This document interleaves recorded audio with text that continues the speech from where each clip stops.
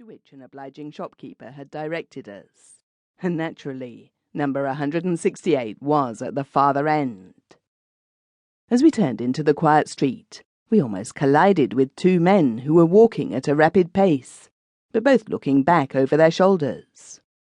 I noticed that they were both Japanese, well-dressed, gentlemanly-looking men, but I gave them little attention, being interested rather in what they were looking at. This was a taxicab which was dimly visible by the light of a street lamp at the farther end of the walk, and from which 4 persons had just alighted. 2 of these had hurried ahead to knock at a door, while the other 2 walked very slowly across the pavement and up the steps to the threshold. Almost immediately the door was opened, and 2 of the shadowy figures entered, and the other 2 returned slowly to the cab. And as we came nearer, I could see that these latter were policemen in uniform. I had just time to note this fact when they both got into the cab and were forthwith spirited away. "Looks like a street accident of some kind," I remarked. And then, as I glanced at the number of the house we were passing, I added, "Now I wonder if that house happens to be— Yes, by Jove, it is! It is 168! Things have been happening, and this bag of ours is one of the dramatis personae."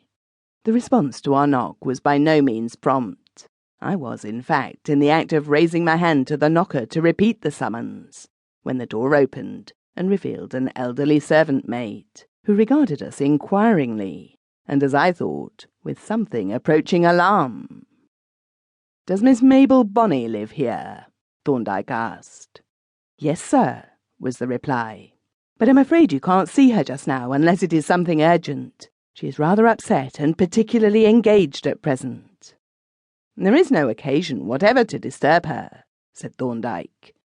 "We've merely called to restore this bag which seemed to have been lost." And with this he held it out towards her. She grasped it eagerly with a cry of surprise, and as the mouth fell open she peered into it. "Why," she exclaimed, "they don't seem to have taken anything after all. Where did you find it, sir?" "In the porch of a church in Spelton Street," Thorndyke replied, and was turning away, when the servant said earnestly, "Would you kindly give me your name and address, sir? Miss Bonney will wish to write and thank you." "There is really no need," said he, but she interrupted anxiously. "If you would be so kind, sir. Miss Bonney will be so vexed if she is unable to thank you, and besides, she may want to ask you some questions about it." "That is true," said Thorndyke, who was restrained only by good manners from asking 1 or 2 questions himself. He produced his card case, and having handed one of his cards to the maid, wished her good evening and retired. "That bag had evidently been pinched," I remarked as we walked back towards the Fulham Road. "Evidently," he agreed, and was about to enlarge on the matter, when our attention was attracted to a taxi, which was approaching from the direction of the main road. A man's head was thrust out of the window, and as the vehicle passed a street lamp, I observed that the head appertained to an elderly gentleman with very white hair and a very fresh-coloured face. "Did you see who that was?" Thorndyke asked. "It looked like old Brodrib," I replied. "It did, very much. I wonder where he is off to."